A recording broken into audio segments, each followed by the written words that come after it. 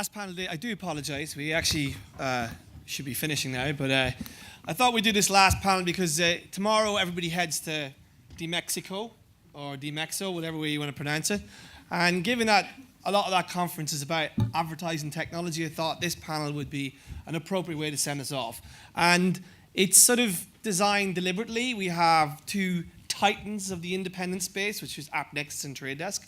And we have two great European companies who have exited, who have both exited, Teads and MediaIQ. And I thought this discussion is about our relevance to the ecosystem. Now, obviously, we had that fantastic debate about tomato trading there previously, about why tomatoes are important in media. And truly, the tomato was one of the greatest metrics ever invented for media trading. So before we kick off our discussion, let gentlemen introduce themselves.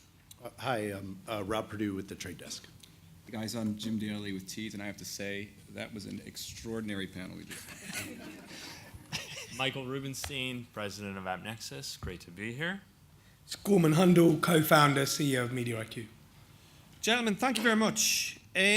Obviously, I'm not going to sit here and bash Facebook and Google because that's not my job, right? Despite what people think, I have not paid myself to basically hammer Google or Facebook at every event going. I just see they're a good sort of barometer for the rest of the industry. We have to try harder, we have to beat them. Let's talk about how you're beating them, right? Your relevance in the space. And I'll talk about how you've built your business out to succeed in this. But let's be honest here, to preface this, there is this assertion, this notion that both companies have won, right? We've all failed. We're just like taking crumbs off the table. But that's actually not true. On a global basis, many markets are different, many sort of ecosystems are different. So let's talk about how you've built your company in the Google, Facebook control world. We'll start with you, Rob. Sure. Yeah. First, I find it puzzling when we're 2% into a programmatic transformation and we've called the winners. We've just gotten started, and the large amount of what those two companies do, which are great and important companies, there's no question about it. They're some of the best inventions of our lifetime. But, in fairness, Facebook is not a great invention. Yeah. Google maybe. Yeah, I'll let you say that. But great companies, but we're 2% in, and the vast majority of the revenue that they get is not from a programmatic perspective. And we believe that the vast majority, over the long haul, all of advertising will be transacted programmatically. So to call them the winners when we're 2% into the game, I think is way early. And I'd also say that all of the companies up here and many out in the audience, we compete on the basis of we're more transparent, we're more objective, and we've got to build more trust with our clients. And that's a large reason why global brands and global agencies want to work with independents like us, and then on the supply side, some of the big SSPs and others. So I think that's a very clear set of differentiation. We've got to keep proving that. But I think we do all day, every day. I love your CEO, Jeff Green. I really do. He makes me feel good about myself every time I listen to him. He's so optimistic about the future of the business. Should be. And there obviously is a huge opportunity for you guys to grow then, clearly. Yep, absolutely. And obviously Teads, I mean, what can you say about Teads? Like, they create magic out of nothing. You create video from nothing. High-paying CPMs out of nothing. How do you do it? How did you do it? What is the secret to your success? So there's a video format. You know, it's funny. I think that our industry talks. This might sound funny. Way too much about Google and Facebook. I think it's not about what the Trade Desk does or what MediaIQ does or AppNexus does that competes with Google and Facebook. I think if we can just focus more on creating value on the supply and demand side, like real value, and you know, for publishers helping to monetize, the buy side helping with transparency, helping with quality, that's what we have to do, right? And it's the same answer for everybody in this room. We have to create things of value. We have to create products that people want. We have to create products that are better for the user, and we have to think more about sustainability. And the thing that Google and Facebook did that they were so successful in is they created value, right? Google for obvious reasons, and Facebook with scale and with extraordinary data. And if we all do the same, we'll be just fine. Okay. A click is a click. I'm just thinking of both even both face there. That is not it's good. So, Michael, when are you going to IPO? I was supposed to ask that question. Sorry. So that was later on. Sorry, apologies. Let's talk about AppNexus in terms of how you built your business. Because obviously you kind of do definitely position yourself as the other Google company, particularly on the sell side. And you've sort of captured value in markets where, like Germany and Japan. So talk about how you're building your story around this ecosystem. Well, I think we represent a diametrically opposed view and vision for the marketplace than what Google and Facebook represent. I think our view is that the internet today is fundamentally broken, that you have far too much of the economics being captured by these walled gardens, intermediaries in the middle. Our vision for the marketplace is one that is far more transparent and one that operates far more efficiently than the one we operate in today. One where ad tech intermediaries probably take a far lower and more transparent margin than those today. And ultimately where more of the working media goes directly from the brand and is captured by the publisher. We think that ultimately represents a better internet, that ultimately will end up with a greater diversity of voices, with stronger independent companies out there able to operate self-sustaining business models. And we view our mission as being a key part of that, to provide a technology platform that can be used by buyers and sellers to help make that real. And I think, to your point, there are many, many markets around the world where we've partnered deeply with local companies to try to bring that vision of a marketplace to reality. And some places we've been more successful than others. But the key is we're not a Google, Facebook, one giant in the middle intermediary sucking up all the profits from margin, from a profit margin perspective into our business and funneling it over to Silicon Valley. We represent the opposite of that, but we require partnerships with local companies in order to make that work. Gurman, you are, excuse me, I was getting emotional there. You are a great example of a company that's built around this ecosystem. I do remember and I wrote a piece about this, I remember our first conversation about when you started your company. I thought you were crazy. I'm going to start a programmatic trading company. But lo and behold, here you are, 8 years later, part of an acquisition and looking to grow the company.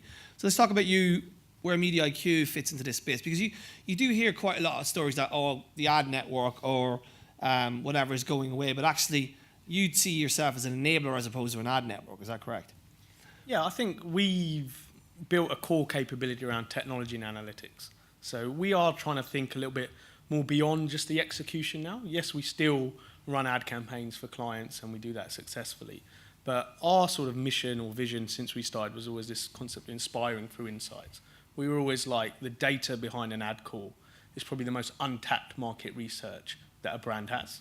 And we're trying to say to brands and agencies is to say, hey, look, yeah, we can run ad campaigns, but with what we've learned from that, what else can we do that? Where else can we port that into your business? Whether that's developing product. And then to answer your question around Google and Facebook, it might just be actually some of the analytics we produce might make better outcomes on platforms like Google and Facebook. So do you think that is a point of differentiating your product? You can't do the scale, you can't do the granular targeting that they can do, but you offer something uniquely different. I mean, you've built your analytics there, but you run off AppNexus, obviously, and EBM as well. So are you sort of adding value by differentiating yourself? And I suppose this is a lesson for a lot of ad tech companies, because we have situations where some ad tech companies trying to be, we can't all be a Trade Desk or we can't all be an AppNexus, and going after those guys is really, really hard because they're really good and they're really well capitalized companies. But like for a company like yourself, do you feel that you've created something completely differentiated and that gives you value in this ecosystem? Yeah, I think, if you had a sort of a funnel, you could say, yeah, we partner very successfully with AppNexus, DBM, and to help execute, to action some of the insights we make. But where we try and differentiate is what I'd say the part at the top of the funnel, maybe the planning side, to say, look, actually this is what we learnt from your ad tech assets, basically, and here's what we think you can do with them. And they're the type of conversations we are more and more having with our clients. Now, they're still funneling the execution for us, where we're leveraging partnerships to do that. But I think our differentiation is to talk beyond programmatic, basically. That's where I think we've managed to sort of, we're not an ad network. I know.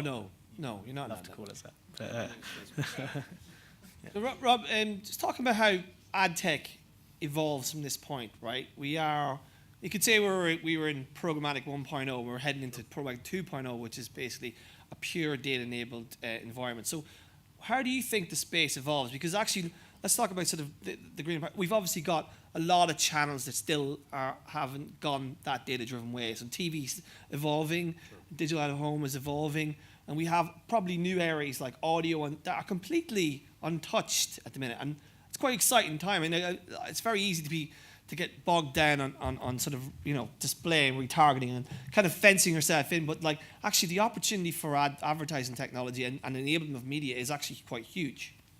Yeah, that's the mission of our company, and what we believe is that it will all be transacted programmatically. What do advertisers and brands want? They want a holistic view on one platform, one view of the customer journey, one set of data they can rely on and measure, and then make good decisions about. And so we think, and we hope we're one, that only platforms that are global and omnichannel and do absorb and bring on board places like audio with Spotify, and connected TV is coming faster than ever. We do think that that's what the future looks like, and we do think all of those channels are part of a relatively few number of platforms, and there will be specialist providers or measurement providers that help increase the efficacy of those omnichannel campaigns. But I would say to you that I think that connected TV is here today. In fact, I think that's accelerating. I think the inventory in connected TV, certainly in the US, has gone up by something like 10 or 15x just in the first 8 months of this year. Audio with Spotify, there are now other followers that are bringing programmatic spend into audio. I would argue that a lot of that's there today, and we don't think really in terms of channel. We think in terms of holistic marketing buying. How do we make marketing better for advertisers and agencies? And we think that comes down to a single platform, a single measurement, and one view of the customer journey.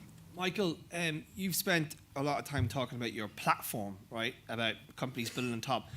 You think the next wave of companies will be less capitalized, not having to raise too much money, and building on top of the pipes that we already have, right? To the point, I know MeLikeU are a good example of that, but the next wave of companies, particularly in Europe, seeing an opportunity in a new area or being able to build something on the supply side or even the buy side, do you think that's where the future lies? Because nobody wants to go out and build another ad server or another SSP or another exchange, because really, do we need it anymore in the system? So do you think that the infrastructure layer is done and the next wave of companies will come on, and maybe they don't need $20 million, they might need 2, 3, and the eggs is maybe a bit lower, but or the acquisitions, but maybe they become profitable companies. So we're talking about that future. Do you think that's built on the layer we have built already in programmatic 1.0? Yeah, I think that there's been an enormous investment in infrastructure over the last decade. Look at a company like AppNexus, hundreds of millions of dollars literally invested into creating a global scale infrastructure that can power, programmatic, direct sold, you name it. And by the way, I'd advocate we just drop the name programmatic at some point in the near future, because to Rob's point, if everything's programmatic, is it programmatic or is it just ad buying? But I think that there is clearly an opportunity for companies to build differentiated technology and services on top of all this infrastructure that has been created, instead of trying to replicate stuff that at this point is relatively commoditized. And I think we're seeing a lot of interesting examples today of people investing in machine learning, differentiated services, new blockchain type technologies, all kinds of things that really make the ecosystem and make the market work better. Now, I think the way a lot of these systems have been architected over the last several years is open platforms with open APIs that lend themselves well to the construction of new and innovative businesses. So I definitely think we're entering a new phase of the market where the emphasis will be and should be, I think quite healthily, more on capital efficient, strongly differentiated, value-add services to buyers and sellers, probably relatively transparently priced and offered. And I think that Europe has always been very good at developing those kinds of businesses. And so I think this next era should be a good, positive era for local European companies innovating in the ad tech space. Can I ask a question then? And this is just my own opinion, right? Do you think that GDPR, and I know there's been a big subject today, do you think that GDPR will effectively create almost two different ad ecosystems or ad tech ecosystems, in the sense that because Europe is so strong on privacy and the right to privacy and the right to be forgotten, etc., that we effectively will see companies that are very much built for European buying, whereas US will be, it's quite, it's pretty much open season in the US. You can do what you want with data. Sorry, but it's true.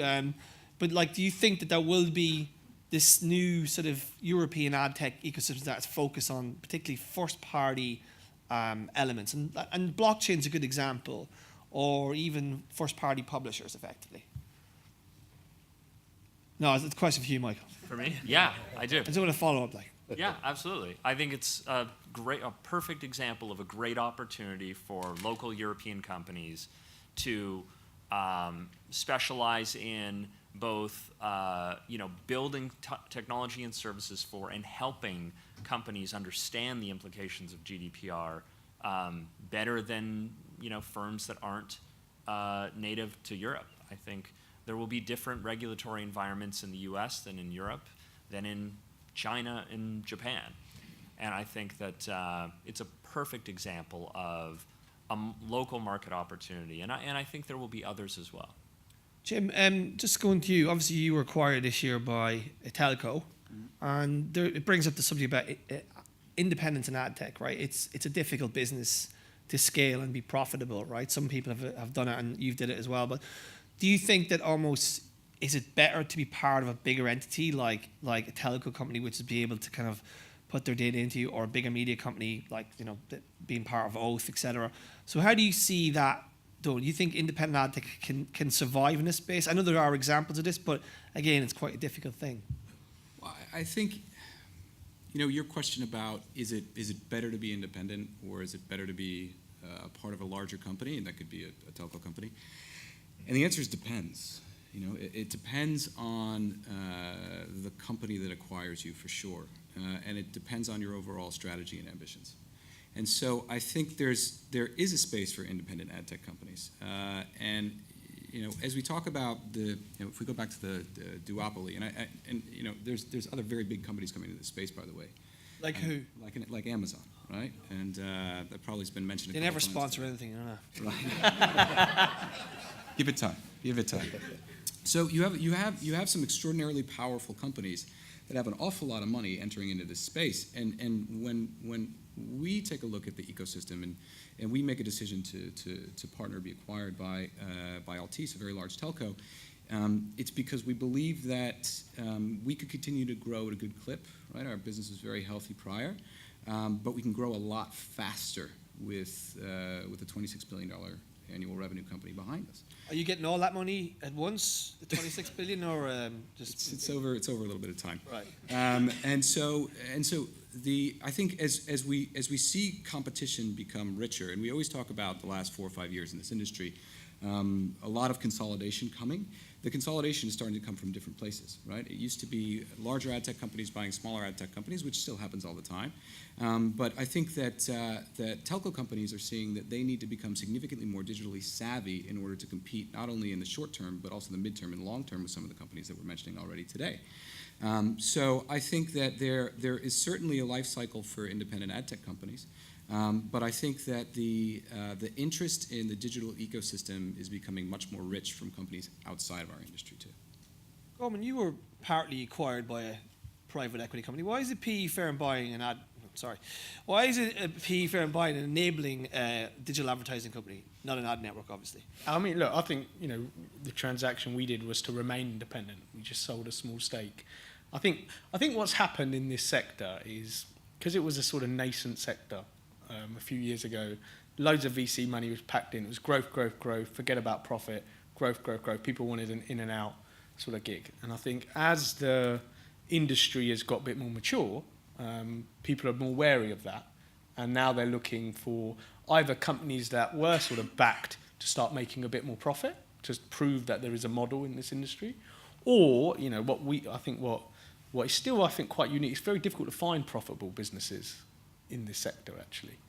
Why is that? I mean, like, in fairness, you've been more or less profitable from the first couple of months of trading. So how is a company, is it down to the fact that there was so much easy money in the system, or is it a lack of discipline? I can't say that, like, when you're building a technology company, you need a lot of capital to build the infrastructure, right? But you're sort of working on the data and service layer, right? So surely companies like yourselves should be profitable. They should, but I think, look, it goes back to Jim's point. What do you want to do, right? I think from our side, our goal was always to create a sustainable, profitable, scalable business, right? So we were always going to grow at a pace that can make profit. And then when we did build technology, we built it in a manner that didn't stretch us too far. Now, if you're going to if your goal is you want to, build all the plumbing of the whole industry, then you are going to need capital to do that, and you're not going to make profit straight away to do that, right? But I think it goes back to your ambition and your goal. Really, our goal was always to, and again, to remain independent. I think is still an advantage because you can remain agile to the ever-changing needs of your customers. And I think if you sort of want to be that nimble player, then it is probably easier to be profitable like that because you don't have to make such big bets for the future.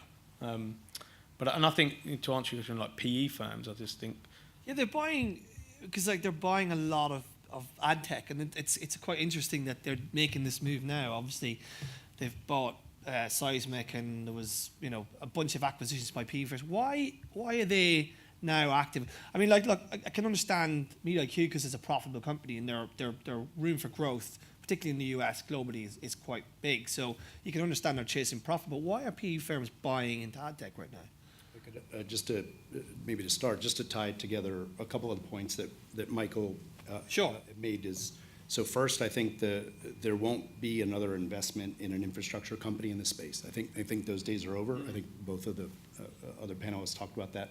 So there won't be someone writing a $90 million check to try to build what AppNexus has built or what the Trade Desk has built. So those days are over. Shame. And the second part of that is now the PE firms are coming, large capitals coming in, and they're essentially saying, hey, we think we can accelerate the winners. We're going to go try to pick the winners that we can bring significant scale to, bring a lot of capital, get scale, and then try to essentially tilt the game so that those become the winners. Those companies, or the risks, are around execution risk. Obviously, can they execute with a new partner? There's integration risk because a lot of times that capital, and probably not in this case, but a lot of times that capital says, hey, let's go acquire our way to being one of the other platforms in the space. And that brings a lot of integration risk. And then also strategic risk around, hey, can we bring two teams together? Can we bring two visions together into a common platform? But I think that the underlying is there is no other infrastructure play to be had. And then secondly, the PE firms see an opportunity to sort of pick winners. And the question is, do outsiders, non-ad tech folks, are they like the Chinese? Yeah, are they able to pick the winners? I'm not sure. Michael, why are we seeing private equity coming into the space? What's the sort of rationale there from your perspective? Well, private equity buyers are purely financially motivated. Yeah. And so, to Rob's point, I mean, they see a financial opportunity. I think in the case of MediaIQ, they're making a very smart investment that's likely to pay off, very handsomely over time. In the case of some of these other deals, some may not. But are they risk averse? Because it's curious. Do they factor in that risk when they buy that good? 80% probability this will happen or whatever. Like, I mean, it's not like VC money where you're just kind of firing cash around and hope for the best. Like, No, they're fairly Which is true. they're risk averse, and you know, if you look into the specifics of some of the recent transactions, you know, there's not that much skin in the game. But I think that look, there is a history of success there. Actually, many people don't remember, but when we sold DoubleClick to Google, we were owned by a private equity firm at the time. Actually, we'd had a rough go as a public company back in the early 2000s, sold to a private equity firm, who then sold us to Google. So, so you know, there is some history of success there. But I think, you know, the point has been made that, you know, in not every case in ad tech can you just slam together ad tech assets and, you know, automatically you have a winner. You've got to really pick, you know, good firms. There's a lot of capital on the sidelines, and I think for the good quality firms, again, like MediaIQ, it's a good investment and a smart move. But we'll see over time which ones pay off. okay.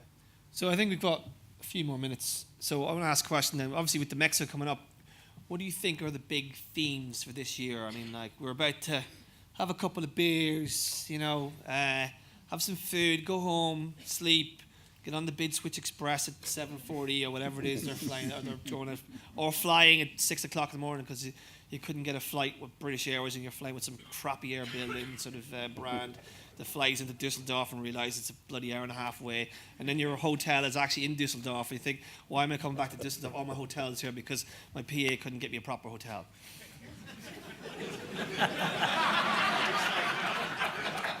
So the question is, what are the big themes this year at the Mexico? Rob, start with you. I don't know how to top that, but yeah, I said it once or twice in an obtuse way up here, but connected TV, television, the transformation of television, the television model is breaking down, and while there are, I don't think oftentimes the media is caught up to that yet, the foundations are shaking and the transition is happening quickly, and consumers are driving that. And so whether that's the theme of de Mexico this year or not, it should be. And what I'd say to all of us in this room, the next 5 years, what television does in programmatic or in digital advertising is going to make the last 10 years, everything we've done, look tiny. Like nothing's happened yet. Catch in. Jim. Yeah, you know, It's all about video. yeah, well, I agree. It's going to be about I would say programmatic TV, and I think that a lot of people will sit in rooms and talk about how they're going to change the way that we're delivering ads to unique consumers based on data, and I don't know that everybody realizes how hard it is to move a mountain. I think OTT is the most native for everybody in this room. I think we can actually do RTB, protocol, programmatic TV via OTT. I think addressable is going to take quite a bit longer to work out. So I think that OTT will be the big topic of the Mexico. I know it's a big topic that we're looking into as well. And you know, I think the question is how long it's going to take to really shift that big opportunity, which is right now still addressable TV. And you don't think it'll be solved this week over a couple of steins? I think it might be a bit tough. Okay, Michael. Well, to me, I think the big theme of de Mexico and of this entire year is around co-opetition. Come on, what? Co-opetition. What's that? Co-opetition is companies that might have previously viewed themselves or been viewed as competitors cooperating to achieve a common goal. And what Just I mean by invented a that- word.